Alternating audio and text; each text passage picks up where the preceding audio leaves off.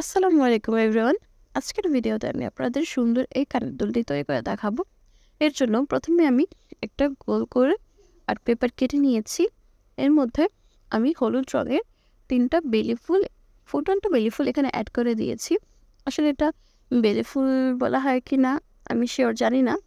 এটা আমি অন্য একটা ফুল থেকে তৈরি করেছি। আপনারা যদি চান আমি এই ফুল তৈরির ভিডিওটা আপনাদের সাথে শেয়ার করব। তো প্রথমে আমি আর্ট পেপারটার উপরে ফুলগুলো সুন্দরভাবে সেট করে নিয়েছি, আপনারা ভিডিওতে দেখলে বুঝতে পারবেন। এরপর আমি একটা সূর্যমুখী ফুল উপরে অ্যাড করে দিয়েছি।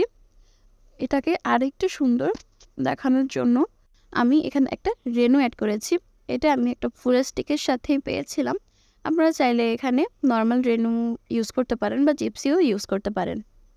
আর দুই সাইডে আমি 2টা রজনীগন্ধা স্টিকের পাতা এখানে অ্যাড করে দিয়েছি। আপনারা চাইলে এখানেও নর্মাল রেনু ইউজ করতে পারেন।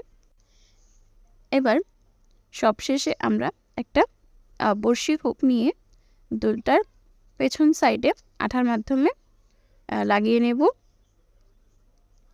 এরপর এটাকে সিকিউর করার জন্য একটা পাতা গোল করে কেটে আঠা দিয়ে ভালোভাবে সেট করে নেব।